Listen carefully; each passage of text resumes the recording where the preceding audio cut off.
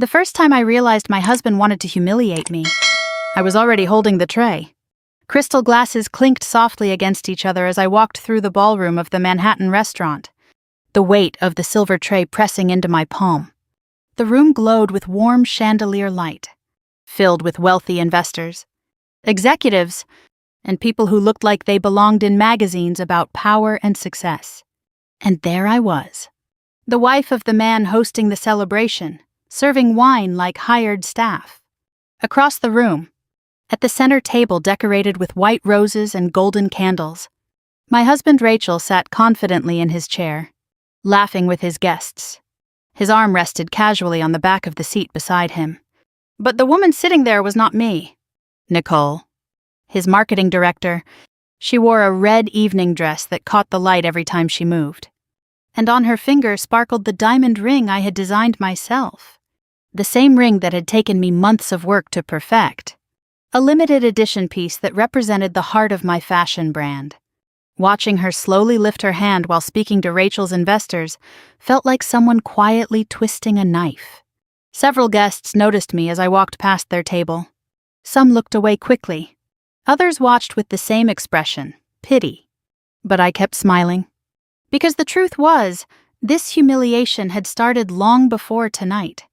Earlier that evening, when I first arrived at the restaurant, everything had seemed normal. Rachel had told me the party was important. A celebration for a successful investment deal that would expand his company into international markets. Manhattan's most influential investors were attending, and he wanted everything to look perfect. I had spent an hour getting ready. My black silk dress was simple but elegant. Something I designed myself. I had planned to sit beside Rachel at the main table, greet his partners, and support him like any wife would during an important milestone. But the moment I stepped into the restaurant, something felt wrong. Rachel greeted me quickly, barely meeting my eyes. "Hey," he said, adjusting the cuff of his suit. "There's a small problem." "What problem?" I asked. "The restaurant is short on staff tonight." I frowned. "So," Rachel looked around the room and lowered his voice. "Could you help out a little? Just until they sort things out." I stared at him, waiting for the joke. But he wasn't smiling. He picked up a serving tray from the bar and placed it into my hands like the decision had already been made. "Just pour wine and pass drinks to the guests," he said casually. "It'll only be for a while." For a moment, I thought I had misunderstood him. "You want me to serve drinks?" Rachel gave a small, impatient shrug. "It's not a big deal." "Allison, don't make this awkward." Before I could respond, someone behind him laughed loudly. I turned, and that was when I saw Nicole. She walked into the room like she owned it. Her red dress was tight and expensive. The kind of dress people choose when they want every head in the room to turn. Rachel immediately stepped toward her, greeting her with a warmth he hadn't shown me all evening. Nicole smiled sweetly at me. "Hi, Allison." Her voice was smooth, confident. And then I noticed the ring. My ring. A large oval diamond set in a custom curved band I had designed myself 6 months earlier. It was the first piece in a limited edition jewelry collection for my fashion brand. Only 3 rings like it existed in the world. And one of them was now on Nicole's hand. For a few seconds, my mind refused to process what I was seeing. Rachel saw my eyes drop to the ring and quickly looked away. "Nicole's helping represent the company tonight," he said casually. "It's good for business. Helping represent the company. By wearing my jewelry. By sitting beside my husband. By replacing me at the table that should have been mine." The guests began arriving soon after that. Rachel guided Nicole to the center table as if she belonged there. Meanwhile, he pointed toward the bar. "That's where the trays are," he told me. And just like that, the evening began. Now, nearly an hour later, I moved through the crowd pouring wine into crystal glasses while the sound of polite conversation filled the air. Each time I passed the main table, Nicole lifted her hand while speaking, letting the diamond catch the chandelier light. Several investors complimented it. "Oh my God, that ring is incredible. It must be a custom piece." Nicole laughed softly. "Something like that. Rachel leaned closer to her as she spoke, their shoulders touching. From a distance, they looked exactly like the powerful couple hosting the celebration together. And every time I walked past them with the tray, Rachel avoided looking at me. But I had already stopped feeling surprised. Because months earlier, I had started noticing small things.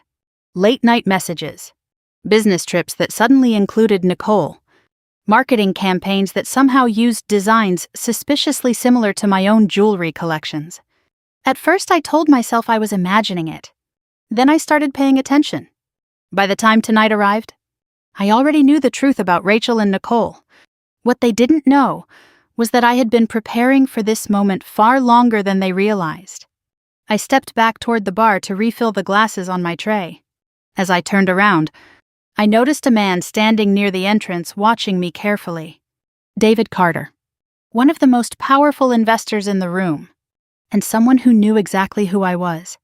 When our eyes met, he gave a small, knowing nod. I returned the gesture with the same calm smile I had worn all night, because Rachel thought this was his celebration. But the night was only just beginning. The first tray of drinks felt heavier than it should have. I walked slowly through the crowded dining hall, the polished marble floor reflecting the soft light of the chandeliers above. Conversations flowed easily around me, laughter. Congratulations! Glasses clinking together as investors toasted to Rachel's success. No one expected the woman serving their wine to be the host's wife. But a few people knew. I saw it in their eyes. A middle-aged man in a navy suit accepted a glass of champagne from my tray, then hesitated. "Thank you," he said quietly. His voice held a strange tone, somewhere between politeness and sympathy. I gave him the same calm smile I had been wearing all evening. "You're welcome." He studied my face for a moment longer before turning back to his table. Across the room, Rachel stood at the center table like the king of the evening. The white tablecloth shimmered beneath tall golden candles, and the chairs around him were filled with people whose names appeared regularly in financial magazines. Venture capitalists, hedge fund partners, corporate advisors, men and women who controlled millions of dollars. Rachel leaned back in his chair, laughing confidently as he described the new investment deal his company had secured. Nicole sat beside him. Every time she moved her hand while speaking, the diamond ring caught the light like a deliberate signal. A few guests noticed it immediately. "That ring is stunning," one woman said from across the table. Nicole smiled modestly, though her eyes flickered briefly toward Rachel. "Oh, this," she said softly. "Just something special." Rachel watched her with quiet pride. I stopped a few feet away, pretending to refill a guest's glass while listening. "Where did you get it?" the woman asked. Nicole lifted her hand slightly higher, letting the ring sparkle under the chandelier. "It's a limited design." Limited. The word echoed in my mind. That ring wasn't just expensive. It was the centerpiece of my upcoming jewelry collection. 6 months of design work, sketches, prototypes, and negotiations with manufacturers had gone into that single piece. It represented the direction I wanted my brand to move toward. Bold, elegant, unmistakably original. And now Nicole wore it like a trophy. A young investor sitting beside Rachel leaned closer. "Is it custom-made?" Nicole laughed lightly. "You could say that." Rachel didn't correct her. He simply reached for his glass and took a slow sip of wine. Watching him sit there beside her, comfortable, confident, completely unbothered, should have filled me with anger. But instead, I felt something colder. Clarity. Because months earlier, I had begun noticing the small details. The late meetings. The marketing proposals that used visual concepts strangely similar to my own jewelry designs. The way Rachel would casually mention Nicole's ideas during dinner conversations. At first, I had dismissed it as coincidence. After all, Rachel's company specialized in brand development and marketing strategies. It wasn't unusual for them to collaborate with designers or use luxury imagery in campaigns. But one evening, about 3 months earlier, something changed. Rachel had come home late from the office. He was still on the phone when he walked into the apartment, his voice low and distracted. I hadn't intended to eavesdrop, but when I heard Nicole's name, I stopped in the hallway. Rachel stood near the balcony, staring out at the city lights while he spoke quietly into his phone. "Yes," he said. "That design is perfect." A pause. "No. Allison doesn't need to know about this yet." My chest tightened. He turned slightly, lowering his voice even further. "We'll launch the campaign first. By the time she sees it, it'll already be everywhere." I remember standing there, frozen in the dark hallway, listening to my husband plan something behind my back. At the time, I didn't know exactly what he meant, but the unease stayed with me. 2 weeks later, I saw one of Rachel's company presentations accidentally left open on his laptop. The slide showed a luxury marketing concept built around a jewelry piece. A ring. My ring. The exact curved band design I had been sketching in my studio for months. The realization hit me slowly. Rachel hadn't just been unfaithful. He had been using my work, using my designs to build marketing campaigns for his clients, and Nicole had been part of it. Back in the restaurant, the noise of the party pulled me back into the present. I lifted my tray again and moved toward another table. A young woman in a silver dress accepted a glass of champagne. "Thank you," she said. Then her expression changed slightly as she looked closer at me. Recognition. "You look familiar?" she said. I smiled politely. "Probably just a long night." She nodded uncertainly. But I knew what she was thinking, because my face had appeared in fashion magazines before. My brand had been slowly gaining attention in New York's design scene. And tonight, I was serving drinks at my husband's party. At the center table, Rachel stood up and raised his glass. "Thank you all for coming tonight," he said loudly. The room quieted slightly. Nicole leaned toward him, whispering something that made him smile. He placed his hand gently over hers on the table. From across the room, it looked like the gesture of a proud partner. My tray suddenly felt heavier, but I kept walking. Because the truth was, tonight wasn't the first time Rachel had tried to replace me. It was simply the first time he had done it in public. And the only reason I hadn't walked out of the restaurant already was because I was waiting for the exact moment when the truth would reveal itself. As I approached the bar again, I glanced toward the entrance. David Carter was still standing there, observing the room carefully. His sharp eyes followed the movement of the guests, and occasionally, they returned to me. When he caught my gaze again, his expression held something different this time. Understanding and patience.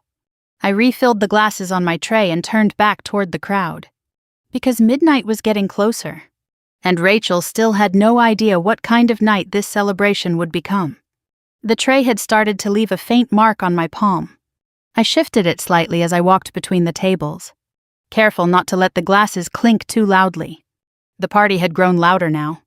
Conversations overlapped across the dining room, and the hum of confidence from Rachel's investors filled the air like a steady current. From the outside, everything looked perfect. My husband stood at the center of the room, surrounded by powerful people, celebrating the biggest business deal of his career, and I was serving them drinks. A man in a gray suit raised his glass toward me. "Another one, please." I tilted the bottle carefully, watching the pale gold champagne rise slowly inside the crystal flute.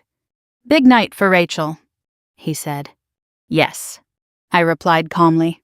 "It seems that way." The man glanced toward the center table where Rachel and Nicole sat close together. "They make a good team," he added casually. I nodded politely. Business partnerships can be very effective. He didn't notice the weight behind the words. Across the room, Nicole laughed loudly at something Rachel had just said. Her hand moved as she spoke, the diamond ring flashing again under the chandelier. It had become the centerpiece of the evening. More than once I had noticed guests staring at it. A woman from one of the investment firms leaned forward curiously. "That ring is gorgeous. Is it from Cartier?" Nicole smiled. "No. It's exclusive." Rachel chuckled beside her. "Nicole has excellent taste." The woman tilted her head. "Your wife must have helped you choose something like that." Rachel's smile froze for half a second. Nicole answered before he could. "Oh, Allison is very talented," she said smoothly. "But this one," Rachel picked at himself. I almost laughed. Instead, I walked past the table, refilling another guest's glass. Rachel never once looked up at me.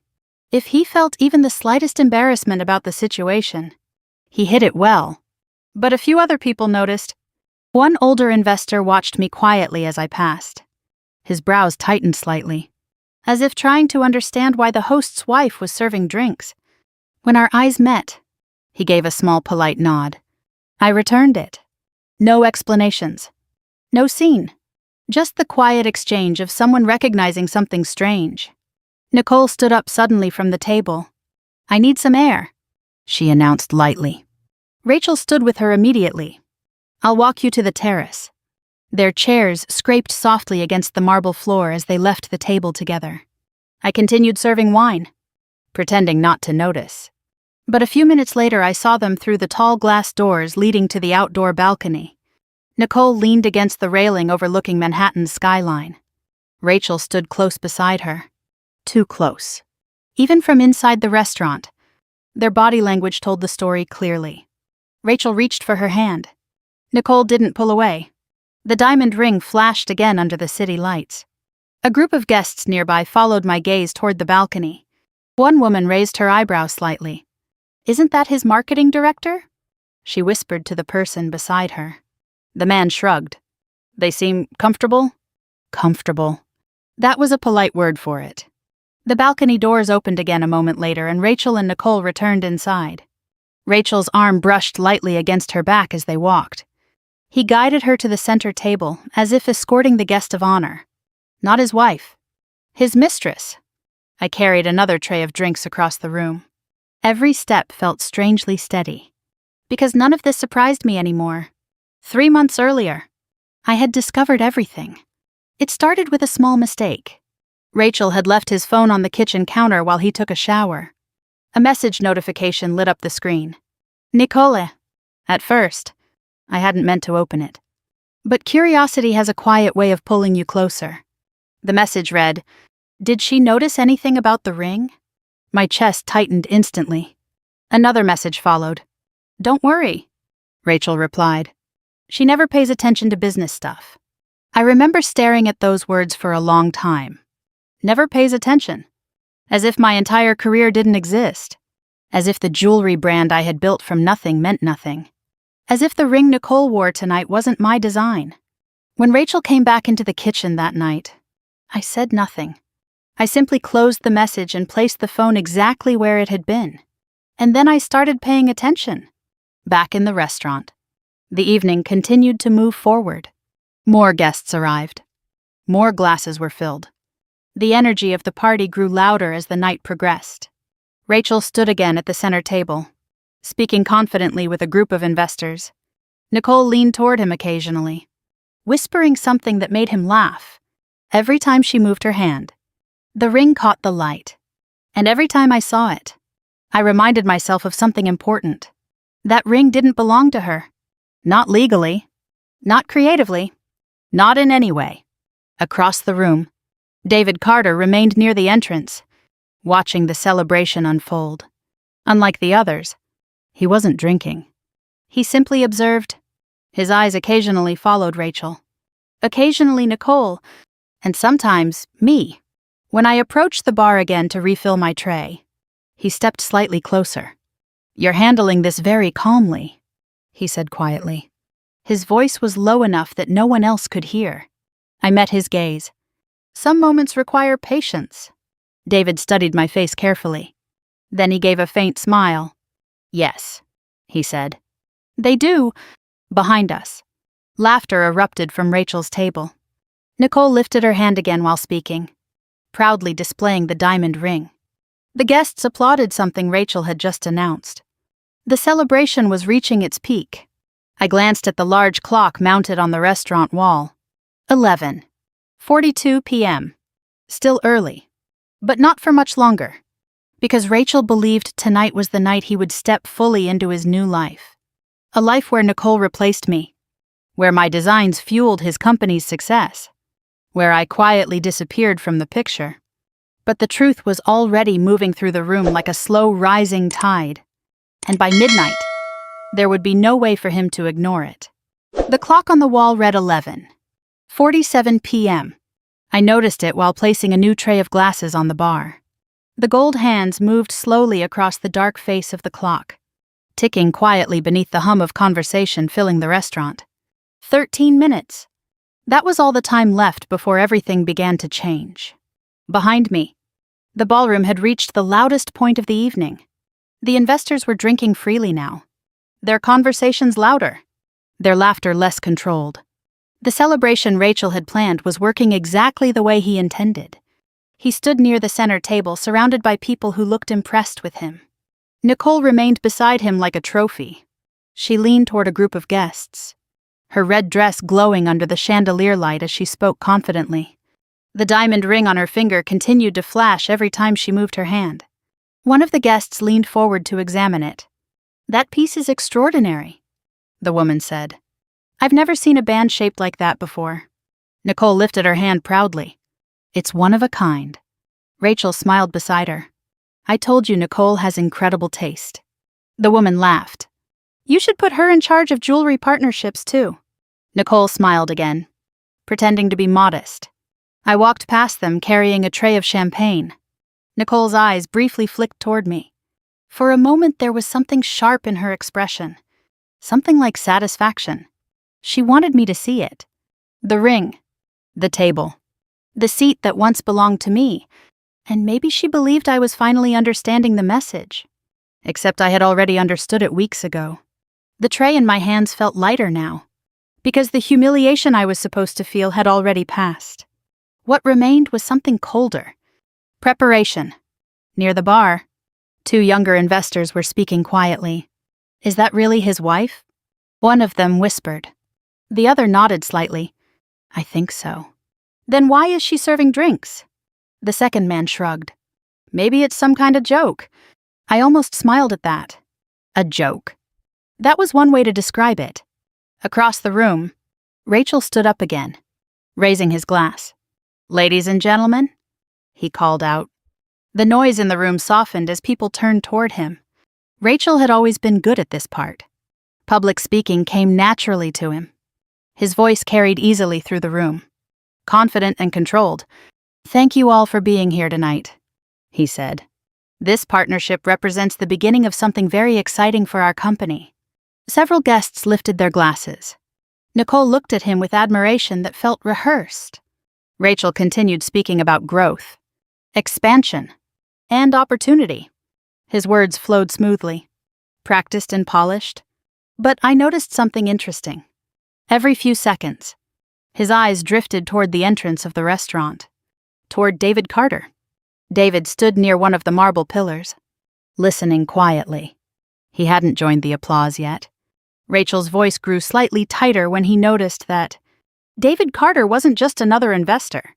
He was the investor, the man whose firm had the power to influence the direction of Rachel's entire company. Rachel finished his short speech and raised his glass. "To success. To success," the guests echoed. Glasses clinked. Champagne was poured again. The music from the restaurant's piano began playing softly in the background. Nicole leaned closer to Rachel. "Perfect speech," she whispered. Rachel smiled, but his eyes flicked toward David again. David still hadn't moved. Instead, he slowly crossed the room toward the bar, toward me. I pretended to adjust the bottles while he approached. "You seem very calm tonight," David said quietly. I glanced toward Rachel and Nicole across the room. "They're enjoying themselves," I replied. David followed my gaze.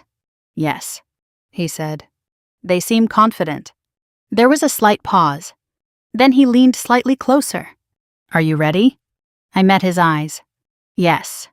David nodded once. "Good."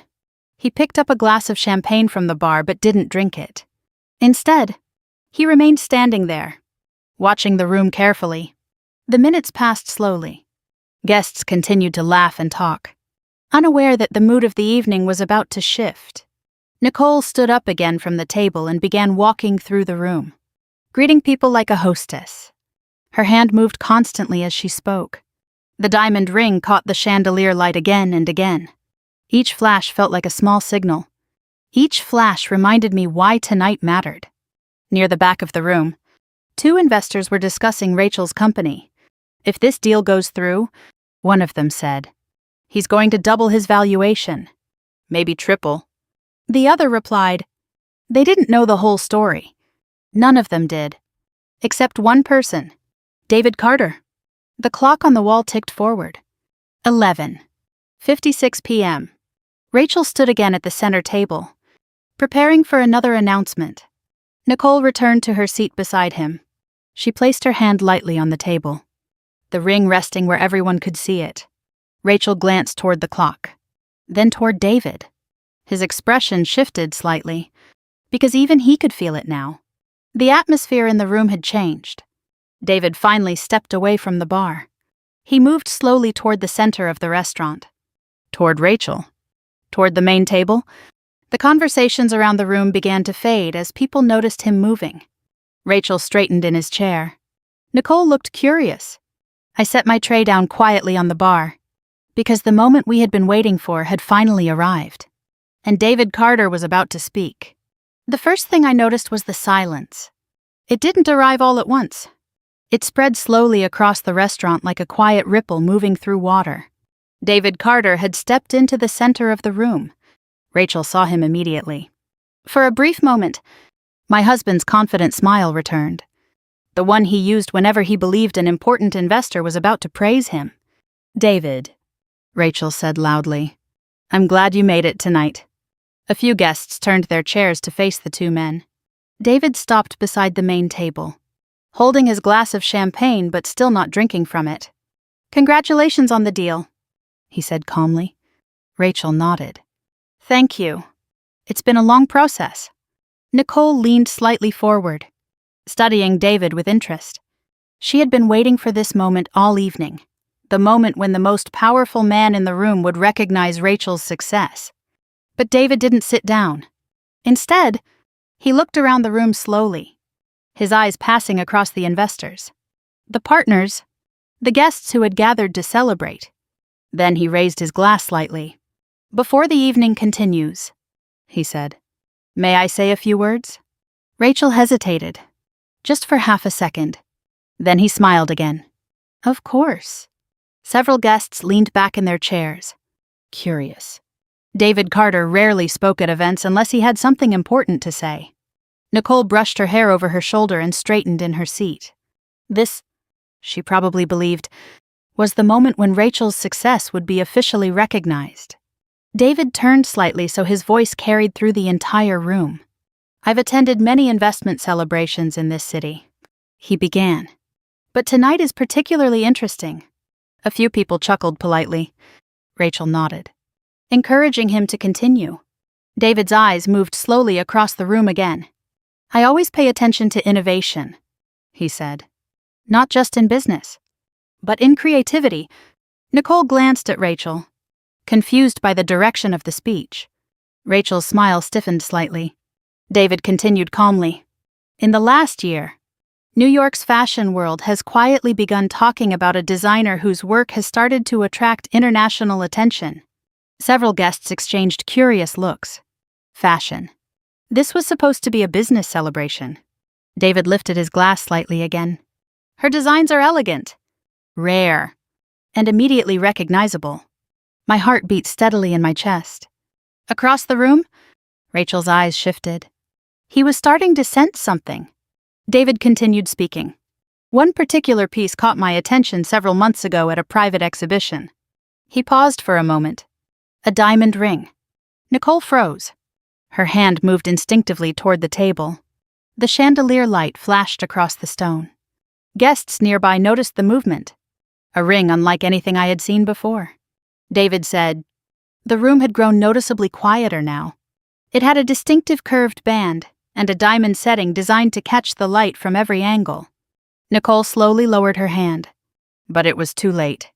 Several people had already begun looking at the ring. One woman leaned closer to examine it. That sounds exactly like... She stopped speaking. Rachel shifted in his chair. David's voice remained calm and steady. That ring became the signature piece of a rising jewelry brand. The investors listened carefully now, because when David Carter praised something, people paid attention. He turned slightly, his gaze moving across the room. "And the designer behind that brand," he said, "happens to be here tonight." A quiet murmur spread among the guests. Rachel's jaw tightened. Nicole looked from David to Rachel, confused. David paused long enough for the tension to settle over the room. Then he continued. "Her work represents the kind of originality that investors look for." Another pause. "Which is why my firm recently signed a major partnership agreement with her brand."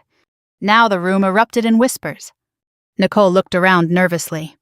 Rachel's face had lost its color. David lifted his glass slightly higher. "The designer's name," he said clearly, "is Allison." Every head in the restaurant turned. Toward the bar, toward the woman holding the tray of champagne, toward me. For a few seconds, no one spoke. Rachel stared across the room at me like he had just seen a ghost. Nicole looked completely frozen. David's calm voice broke the silence. "She is one of the most promising designers I have encountered in years." The tray in my hands felt lighter now, not because it had changed, but because the moment had finally arrived. Several guests looked from me to Nicole's hand. The diamond ring glittered under the chandelier light. Recognition spread slowly across their faces. David noticed it too. His gaze settled briefly on Nicole. "Interesting coincidence," he said quietly. Nicole's fingers tightened slightly against the table. Rachel swallowed hard. Because suddenly everyone in the room understood what David was describing. The ring, the design, the brand, and the woman who had been serving drinks all night, standing quietly across the room, watching everything unfold. The silence deepened again. And this time, it wasn't polite curiosity. It was realization. Rachel looked around the room, searching for control that had already slipped away. Nicole slowly lifted her hand again, staring at the ring as if seeing it for the first time. And for the first time that night, I saw something in Rachel's eyes I had been waiting to see. Fear. Every eye in the room was on me. For a moment, no one moved. The conversations that had filled the restaurant only seconds earlier had completely disappeared, replaced by a heavy silence that felt almost physical. I stood beside the bar, still holding the tray. The same tray Rachel had handed me earlier that evening. The same tray he believed would keep me quiet. Across the room, Rachel stared at me as if he were trying to force reality to change. Nicole looked even worse. Her eyes moved quickly between David Carter and the diamond ring on her finger, as if she were suddenly unsure what the piece of jewelry meant anymore. David allowed the silence to stretch just long enough. Then he spoke again. "Allison," he said calmly, "would you join us for a moment?" A ripple moved through the guests. They turned in their chairs to see whether I would respond. I placed the tray gently on the bar. The sound of the glasses touching the counter was soft, but in the quiet room it echoed clearly. Then I walked forward. Each step across the marble floor felt steady, controlled. The same floor I had been walking all evening as a server. But now the room looked very different. People moved their chairs slightly to make space as I passed. Some of them looked embarrassed. Others looked curious. A few looked impressed. I stopped a few feet from the main table. Rachel still hadn't said a word. Nicole sat perfectly still beside him. David turned toward the guests again. "Ladies and gentlemen," he said, "I believe you deserve a proper introduction." A few quiet laughs came from the room. "Tonight we are celebrating a business partnership," David continued. "But sometimes the most interesting partnerships are the ones people don't notice right away." He gestured toward me. "This is Allison." Several investors nodded politely, but their expressions were changing. Recognition was beginning to spread. David continued. "She is the founder and lead designer of one of the most promising luxury jewelry brands currently emerging in New York." The murmurs began again. A woman at the table leaned forward. "Wait, Allison Vance." I nodded slightly. "Yes." The woman's eyes widened. "I've seen your work in a private collection preview last spring." Another guest added quietly. The curved diamond band design. David smiled slightly. Yes, that one. The attention of the entire room slowly drifted toward Nicole again. Toward the ring on her finger. Nicole lowered her hand instinctively, but the diamond continued to sparkle under the chandelier. Rachel cleared his throat. David, he said carefully.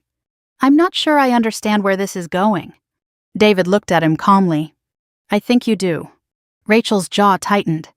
David turned back toward the guests. 3 weeks ago, he said. My firm finalized a partnership agreement with Allison's brand. The expansion will bring her designs to several international luxury markets.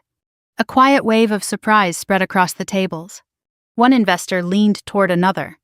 That deal must be worth millions. Another guest whispered. At least.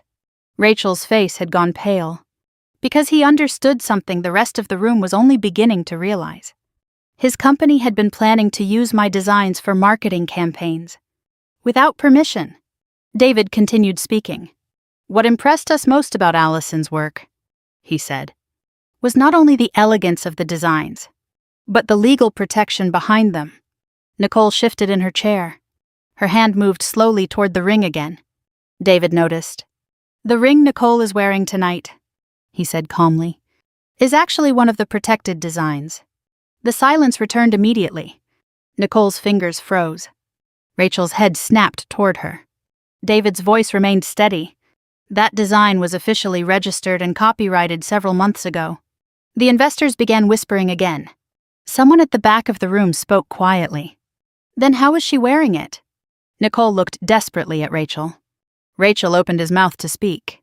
But no explanation came, because every person in the room was already drawing the same conclusion. Nicole's breathing had become shallow. Her confident smile from earlier had completely disappeared. I watched her carefully. For the first time that night, she looked small. Rachel leaned closer to her, whispering something under his breath. But Nicole didn't respond. She was staring at the diamond ring, as if it had suddenly become dangerous. David spoke again. Normally, using a protected design without permission can lead to serious legal consequences. Several investors straightened in their chairs. Legal consequences were not something they liked hearing about during investment celebrations. Rachel raised his hand slightly. I think this is a misunderstanding, he said quickly. His voice sounded strained. The ring was just a gift. David tilted his head slightly. A gift. Rachel nodded. Yes. The room watched carefully. David's calm expression didn't change. Interesting. He paused. Then he looked at Nicole. If that's the case, he said gently, perhaps Nicole can confirm where the ring came from. Nicole's face had turned pale. She looked at Rachel again. Rachel gave her a tight nod, urging her to speak. But Nicole didn't, because the truth was already sitting on her hand, shining under the chandelier. And suddenly the ring she had proudly displayed all evening no longer looked like a prize. It looked like evidence. Nicole stared at the diamond ring as if it had suddenly become a trap. The same ring she had been proudly showing off all evening now felt heavy on her hand. Her fingers twitched slightly, but she didn't remove it yet. Rachel leaned closer to her. Just say it was a gift, he whispered. His voice was low, but the tension in his tone was impossible to miss. Nicole swallowed. Across the room, every guest watched silently. David Carter stood calmly beside me, holding his glass but still not drinking from it. He wasn't rushing the moment. He didn't need to. Nicole finally lifted her head. Yes, she said quickly. Rachel gave it to me. Her voice sounded thinner than before. Rachel nodded immediately. That's right, he said. It was a personal gift. A few guests exchanged looks. David tilted his head slightly. A gift, he repeated. Rachel forced a small smile. Yes. Just a private matter. Nicole shifted in her seat, trying to regain the confident posture she had carried earlier in the evening. But the room felt different now. The attention wasn't admiration anymore. It was scrutiny. David looked at the ring again. A beautiful piece, he said calmly, especially for a design that was never publicly released. Nicole's expression tightened. Rachel's jaw clenched. David continued. Allison's jewelry collection hasn't even officially launched yet. That sentence landed like a stone in the middle of the room. Several investors leaned forward. One of them spoke quietly. If the design hasn't launched, how did you get it? Nicole's fingers curled slightly. Rachel spoke quickly. Allison and I are married, he said. There's nothing unusual about me having access to her work. I watched him carefully. For years. Rachel had been good at talking his way out of problems. But tonight the audience was different. These were people who studied contracts for a living. David nodded slowly. Of course, he said. Then he added something else. But intellectual property laws are usually very specific. Another ripple of whispers spread through the room. Nicole shifted again. The ring suddenly looked very visible on her hand. Rachel's voice hardened slightly. David, I think this conversation is becoming unnecessary. David turned toward him calmly. Is it? Rachel's confidence was cracking. This is a celebration, he said. Not a legal discussion. Several investors were already exchanging quiet comments. One woman spoke softly to the man beside her. If the design is copyrighted, that could be a serious issue. The man nodded. Especially if it was used commercially. Rachel heard them. His shoulders stiffened. Nicole's breathing had become shallow. Her hand slowly slid under the table, trying to hide the ring. But everyone had already seen it. David noticed the movement. There's no need to hide it, he said gently. Nicole froze. His voice wasn't aggressive. If anything, it sounded almost sympathetic. That ring is a remarkable design, he continued. I remember the first time I saw Allison present it. He looked toward me briefly. At a private exhibition 6 months ago, several guests turned toward me again. A man near the center table spoke quietly. That event was invitation only. I nodded slightly. It was... Nicole's eyes widened. Rachel stared at David. Because that detail destroyed the explanation he had tried to give. Nicole had never attended that exhibition, which meant she couldn't possibly have obtained the ring there. David allowed another quiet pause. Then he spoke again. Nicole, he said calmly. She looked up slowly. Yes? Would you mind telling the room how you received that ring? Her lips parted. But no words came out. Rachel shifted beside her. She already explained that, he said quickly. David looked at him. Yes, he replied. She said it was a gift. His voice remained polite. But I'm curious about something. Rachel's eyes narrowed. What? David gestured toward the diamond. Allison's designs are custom crafted through a private manufacturer. Several guests nodded. They understood what that meant. The rings couldn't be purchased casually. They were produced in limited numbers, each one documented. David continued calmly. Which means every single ring is recorded. Nicole's hand tightened. Rachel said nothing. David looked directly at the diamond again. If Nicole is wearing one of those rings, he said quietly, then it would be interesting to know how it left Allison's studio. The silence returned. Rachel looked at me. For the first time that night, his eyes carried something new. Not arrogance, not confidence, concern. Because he suddenly understood something. This conversation wasn't random. This moment wasn't accidental. I had been standing in that room all evening, quietly serving drinks, watching, waiting. And now the entire room was watching him. Nicole slowly lifted her hand above the table again. The diamond sparkled under the chandelier. But this time, the light didn't look elegant. It looked harsh, like a spotlight. Nicole stared at the ring again. Then she looked at Rachel. Rachel, she whispered. Rachel didn't answer, because the room had already begun to realize the truth. And the longer Nicole kept the ring on her finger, the worse it made them look. Nicole's hand hovered above the table, the diamond catching the chandelier light like a spotlight she could no longer escape. No one spoke. The silence in the room had grown heavy, pressing down on every table, every glass, every person waiting to see what she would do next. Rachel finally leaned closer to her again. Keep it on, he whispered through clenched teeth. Nicole didn't move. Her eyes remained fixed on the ring, David Carter watched quietly from beside me, his calm expression unchanged. He wasn't forcing the moment forward.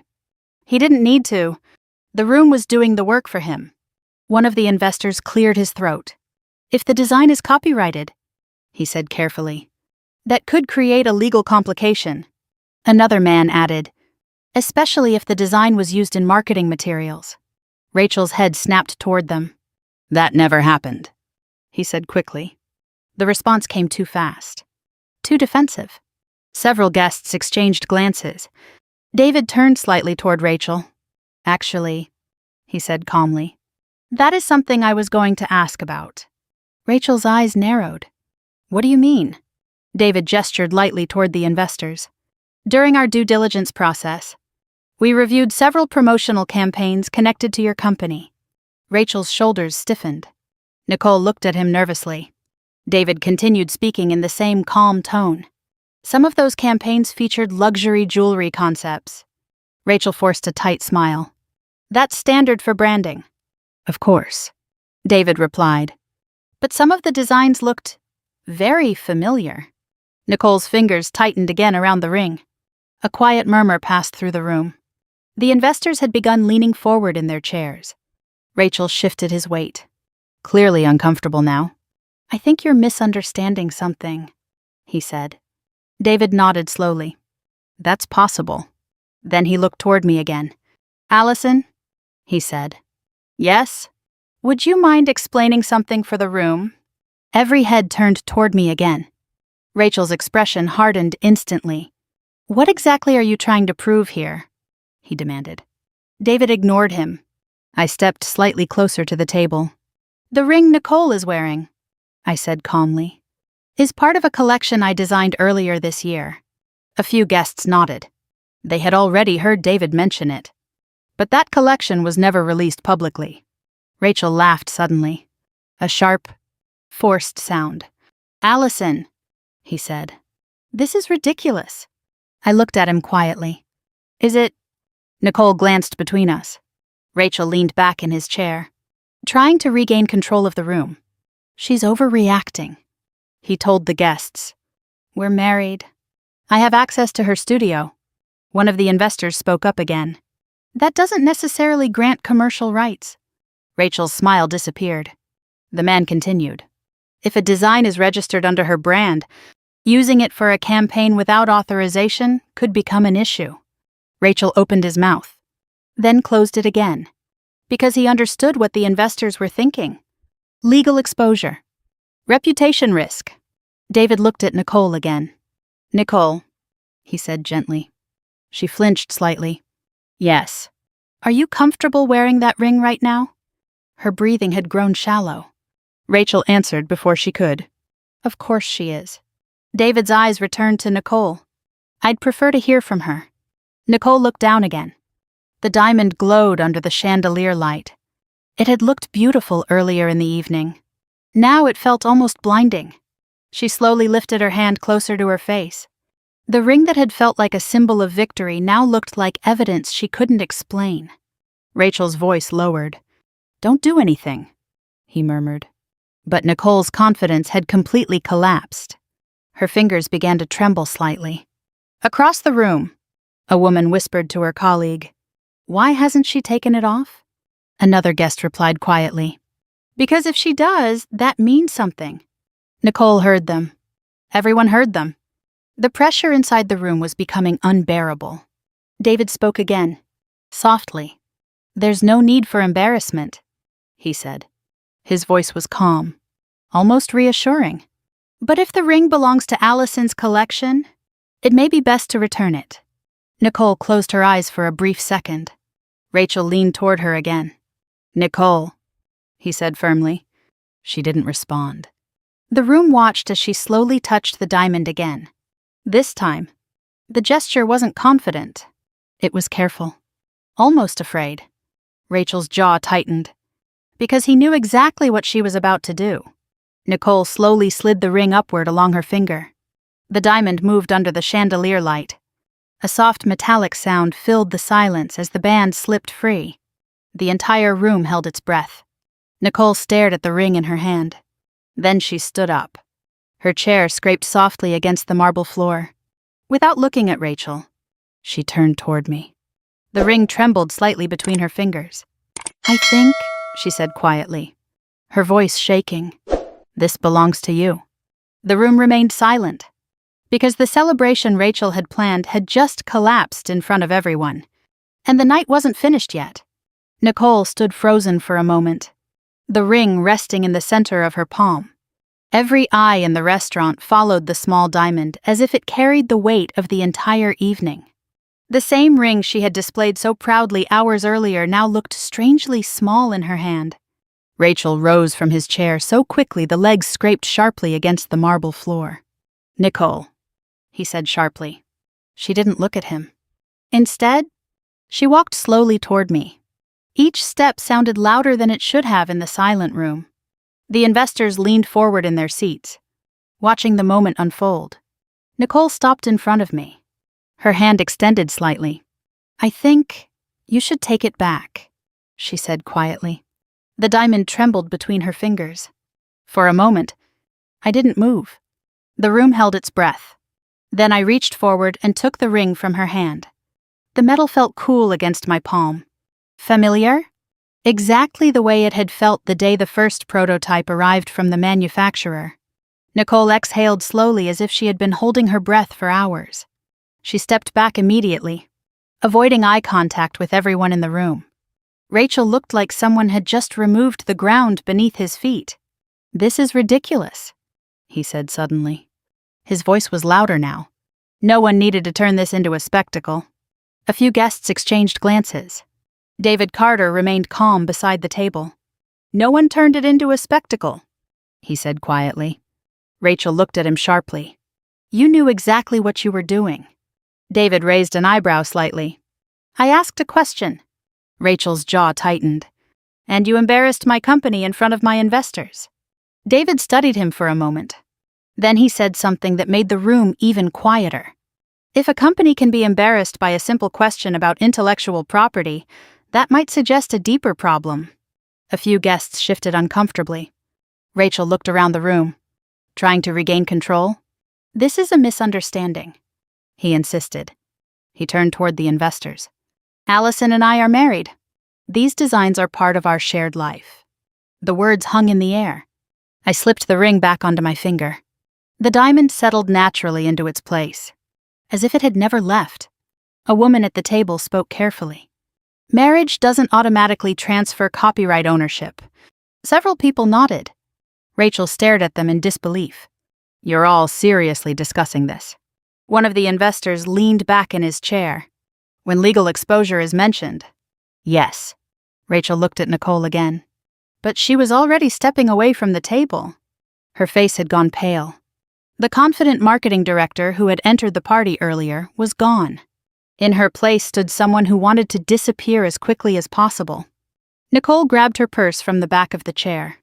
"I think I should leave," she said quietly. Rachel turned toward her.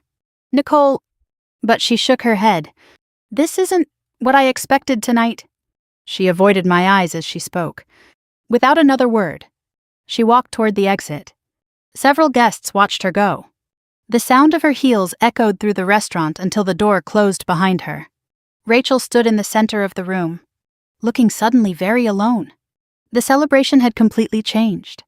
Earlier in the evening, every person there had been focused on his success. Now they were whispering quietly among themselves. One investor spoke to another near the end of the table. If their marketing team used protected designs, the other man nodded. That could create serious legal complications. Rachel heard them. "I told you," he said quickly. There was no commercial use. David took a slow sip of champagne for the first time that night. "That's something lawyers usually determine," he replied calmly. Rachel's face flushed. "You're making assumptions." David shrugged slightly. "Perhaps." He set the glass down on the table. "But investors tend to avoid situations that might become expensive." That sentence carried more weight than anything else said that evening, because everyone in the room understood what it meant. Risk. Rachel looked around again. Several of the guests who had applauded his speech earlier were now speaking quietly with each other. One of them glanced toward me, then toward the ring. Rachel ran a hand through his hair. "This is unbelievable," he muttered. No one responded. The celebration he had planned had disappeared. In its place remained an uncomfortable silence. I looked down at the diamond ring again. The same ring Nicole had worn earlier like a symbol of victory. Now it rested back where it belonged. Rachel finally looked at me. For the first time that night, there was no arrogance in his expression. Only confusion. "You planned this," he said quietly. I met his gaze calmly. "No," I replied. "You did." Rachel stood in the middle of the restaurant, like a man who had suddenly lost control of his own story. The murmurs in the room had grown louder now. Guests who had arrived expecting champagne and celebration were leaning toward each other, whispering quietly about copyright, legal exposure, and something far more dangerous in the business world, reputation. Rachel tried to laugh. The sound didn't work. "Everyone," he said, raising his hand slightly. "This has gotten completely out of proportion." No one responded. Several investors remained seated, studying him carefully. Rachel forced a smile and gestured toward me. "Allison is my wife," he continued. "We share our lives, our work, everything. There's no legal issue here." The explanation sounded thin the moment it left his mouth. A man seated near the center table spoke calmly. "That depends on how the designs were used." Rachel looked at him sharply. "They weren't used." Another voice spoke from the far side of the table. "Your marketing deck last quarter included luxury jewelry visuals." Rachel's shoulders stiffened. That was conceptual. The investor leaned back slightly. "Concepts still require authorization if the design belongs to someone else." The conversation had shifted fully now. This wasn't about Nicole anymore. It was about business. And that was a language every person in the room understood. David Carter watched quietly from the side of the table. He didn't interrupt. He didn't need to. Rachel looked at him suddenly. "You're enjoying this, aren't you?" David's expression remained calm. "I'm observing." Rachel shook his head. "This was supposed to be a celebration." David raised an eyebrow slightly. "It still is. Just not the one you expected." A few guests suppressed quiet smiles. Rachel's face reddened. "You've turned my investors against me." David tilted his head. "Investors make their own decisions." Rachel looked around the room. The mood had changed completely. Earlier in the evening, every person there had been eager to congratulate him. Now they were measuring risk. Two partners from a venture firm spoke quietly to each other near the end of the table. "If this becomes a legal dispute, it could delay the entire expansion." Rachel heard them. "There is no dispute," he insisted. The second partner looked at me. "That depends on Allison." All eyes shifted toward me again. The diamond ring rested calmly on my finger. For the first time that night, it felt like it belonged exactly where it should be. Rachel followed their gaze. "You're not seriously considering this," he said to me. His voice carried a mix of frustration and disbelief. "We're married." The word sounded hollow in the room. I didn't respond immediately. Rachel stepped closer. "You can't destroy everything over a misunderstanding." David spoke quietly from behind him. "No one destroyed anything." Rachel turned sharply. "Stay out of this." David didn't move. "This stopped being private when the design appeared in your company presentations." Rachel's eyes widened. "How do you know that?" David simply looked at him. Rachel understood immediately. Due diligence. Investors always investigated the details before committing money. Rachel had been so focused on the deal that he had forgotten something basic. Every slide, every marketing proposal, every visual concept his company had presented to investors had been examined. Rachel's voice dropped. "That material was confidential." David shrugged slightly. "Not to the people financing your expansion." A few investors exchanged glances. Rachel looked around again, realizing the trap he had walked into himself. He had built his company on confidence, on appearances, on carefully controlled narratives. And now those narratives were collapsing in front of the very people he needed to impress. One of the investors stood slowly from his chair. "I think we should review the intellectual property situation before moving forward," he said calmly. Another nodded. "That would be wise." Rachel stared at them. "You're pulling back." "No." The first investor replied. "We're being cautious." Caution. In business, that word often meant something much worse. Rachel turned toward me again. "You're going to let this happen?" I met his eyes. "You let it happen." The words landed quietly, but they carried more weight than anything else said that night. Rachel's shoulders dropped slightly. For the first time since the party began, he looked tired. The celebration he had carefully planned had completely changed direction. The music from the restaurant piano had stopped. Waiters stood near the walls, unsure whether to continue serving drinks. The guests remained seated, watching the conversation unfold like a slow financial storm. David finally picked up his glass again. "Perhaps we should focus on the positive outcome tonight," he said calmly. Rachel laughed bitterly. "What positive outcome?" David looked toward me. "The success of Allison's brand." A few investors nodded. The shift was unmistakable now. The attention that once belonged to Rachel had quietly moved elsewhere, toward the woman he had asked to serve drinks. Rachel followed their gaze again, and in that moment, he understood something that had never occurred to him before. The night had never truly been about him. Rachel looked around the room as if searching for someone who might still be on his side. No one moved. The investors who had arrived earlier with handshakes and congratulations now sat quietly, watching him with careful expressions. In business, silence often meant calculation. Rachel ran a hand across the back of his neck. "This is getting absurd," he muttered. No one responded. The celebration he had imagined, applause, announcements, champagne toasts, had dissolved into something colder. Assessment. Across the table, two venture partners leaned toward each other. "If the intellectual property question becomes public," one of them whispered, "the expansion deal could stall." The other nodded. "Or collapse." Rachel heard them. His head snapped toward the table. "That's not going to happen," he said sharply. But the confidence he had started the evening with was gone.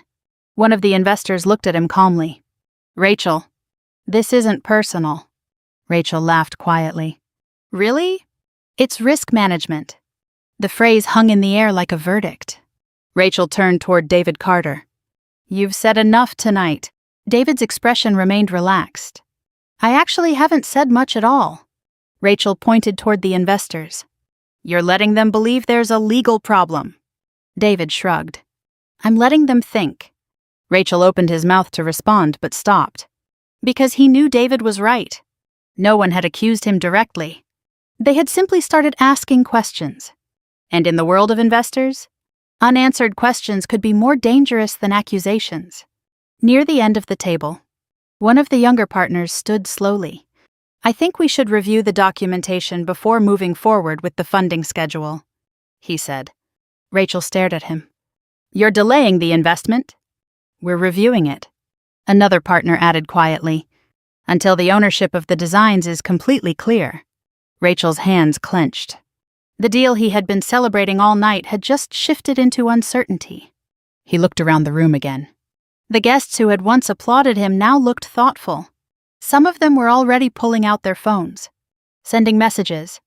Rachel turned toward me. "This is unbelievable," he said. His voice sounded tired now. "You're just going to stand there while they destroy everything." I looked at him calmly. "No one destroyed anything." Rachel shook his head.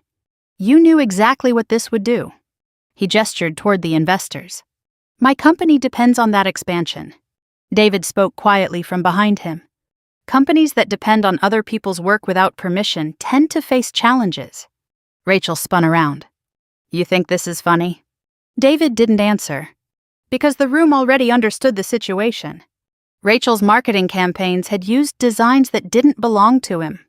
Even if the issue never reached a courtroom, the doubt alone was enough to make investors nervous. Rachel turned back toward me. "You could stop this," he said. The desperation in his voice was new.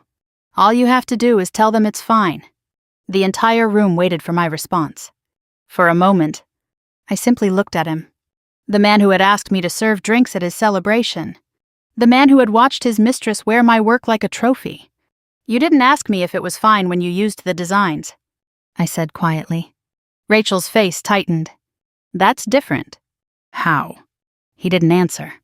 Across the room, the restaurant doors opened briefly as another guest quietly slipped out. The party was ending. Not with applause. With departure. Rachel looked around again, realizing the shift. 2 investors were already discussing the situation with David. Another group had begun speaking quietly with each other about next steps. Rachel's celebration had turned into a business review. He let out a slow breath.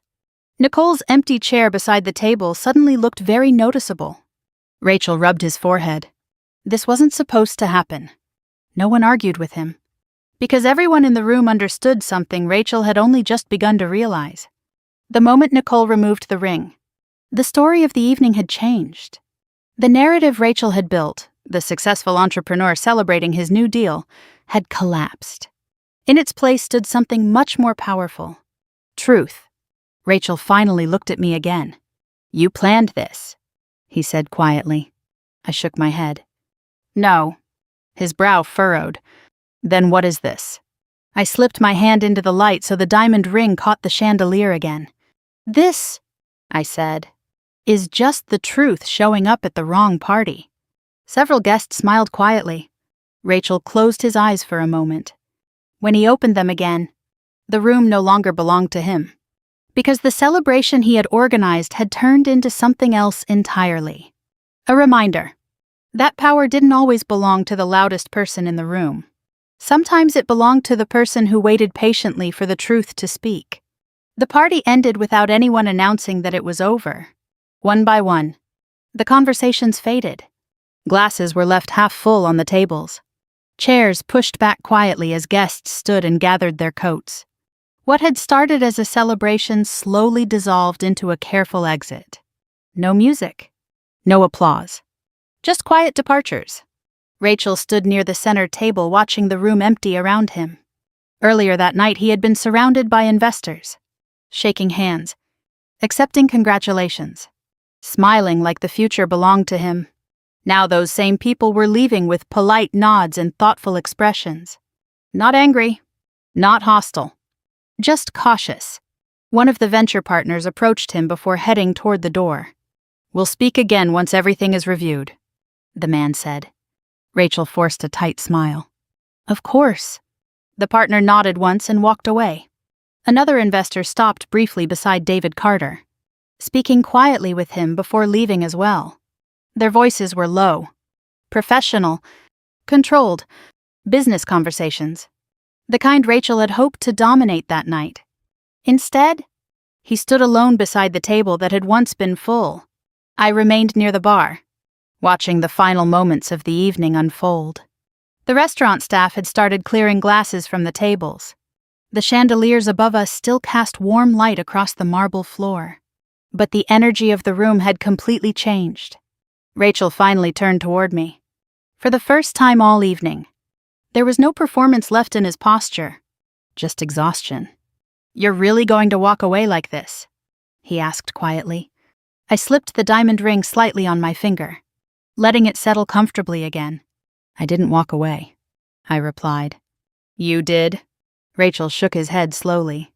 "You destroyed everything tonight." I looked around the room. The empty chairs. The unfinished champagne. The conversations that had quietly shifted away from him. "No," I said. "You did that yourself?" Rachel ran a hand through his hair. "You could have handled this privately. And you could have respected my work privately." He didn't answer, because he knew that part was true. David Carter stepped closer then, finishing his drink before setting the empty glass on the table. "Rachel," he said calmly, "no one enjoys seeing a partnership fall apart." Rachel gave a short laugh. "You seem pretty comfortable with it." David shrugged slightly. "Investments require trust." Rachel said nothing. David continued. "When trust becomes uncertain, people step back." Another quiet truth. Rachel looked at the nearly empty room again. This was supposed to be the biggest night of my career, he said. David nodded. Sometimes those nights still are. Rachel frowned. What's that supposed to mean? David glanced briefly toward me.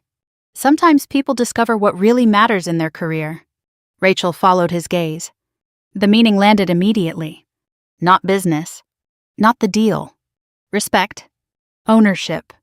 Integrity. Rachel looked back at me again. So what now? He asked. His voice sounded smaller than I had ever heard it. I thought about that question for a moment. For months I had watched Rachel and Nicole quietly rewrite the story of our marriage behind my back. Tonight that story had simply been corrected. I moved forward, I said. Rachel exhaled slowly. And us. I held his gaze for a moment. Then I shook my head gently. There hasn't been an us for a long time. Rachel looked down at the table. For once, he had nothing left to argue. David checked his watch. It's getting late, he said. The restaurant manager approached quietly, confirming that the evening was closing. David turned toward me. You handled tonight very well, he said. Thank you. He gave a small nod. My team will contact you tomorrow about the next stage of the partnership. I'll be ready. David smiled slightly before heading toward the exit. Within a few minutes, the last of the guests had gone. Rachel stood alone beside the empty table. I picked up my coat from the back of a chair and walked toward the door. The cool Manhattan night air greeted me as I stepped outside. For the first time all evening, I felt something simple. Peace. The city lights reflected across the glass buildings around the street, glowing quietly in the distance. Behind me, the restaurant door closed. The night Rachel had planned had ended, but my story was only beginning. Because the strongest kind of revenge is rarely loud. It's calm, prepared, and perfectly timed. If you were standing in that restaurant tonight, watching everything unfold, would you have handled it the same way? Would you have walked out quietly like I did? Or confronted them the moment you saw the ring? I'd really like to know what you think. Tell me in the comments. And if you enjoy stories where patience, truth, and quiet strength change everything, make sure you stay with the channel and subscribe, because the next story might make you question everything you think you know about betrayal and justice. This story is fictionalized for dramatic effect.